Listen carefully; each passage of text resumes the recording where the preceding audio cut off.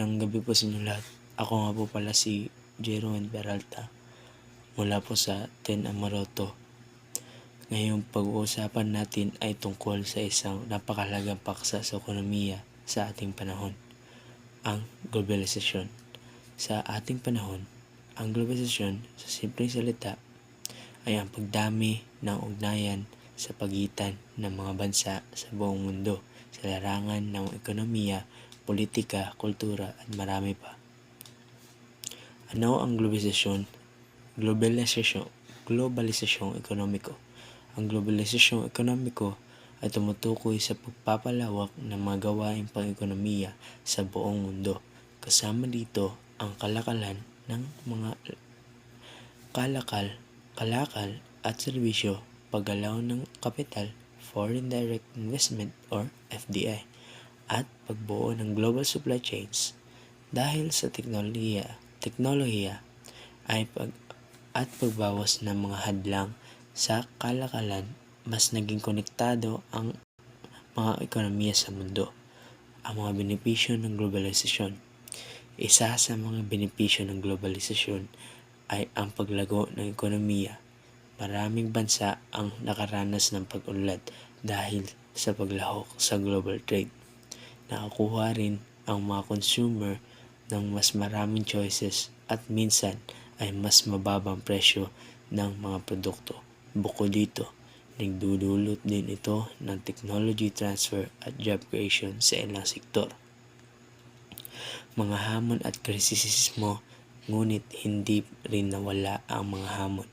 Ang globalisasyon ay maaaring magdulot ng income inequality sa loob ng mga bansa at sa pagitan ng mga bansa.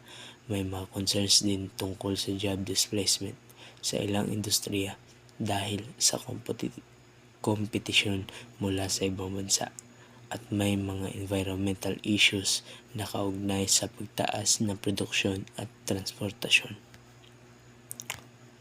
Ang mga halimbawa, maraming kumpanya ang nagpapatunay ng globalisasyon. Halimbawa, ang Apple na may global supply chain para sa iPhone. Ang Toyota ay isang multinational na kumpanya na sasakyan. Sa Pilipinas, ang BPO industry ay isang malaking halimbawa sa pagpapalahok sa global economy. Meron din itong epekto sa Pilipinas. Ang Pilipinas ay nakikinabang sa globalisasyon sa ilang aspeto tulad ng BPO industry na nagbibigay ng maraming trabaho. Ang mga OFW or Overseas Filipino Workers ay nagpapasok ng malaking remittances sa bansa. Kasabay nito, may mga hamon din ang bansa sa pagharap sa global competition at pagtiyak ng sustainable development. May mga trend at hinaharap din ito sa kasalukuyan. May mga trend tulad ng digital globalization at pagtaas ng e-commerce.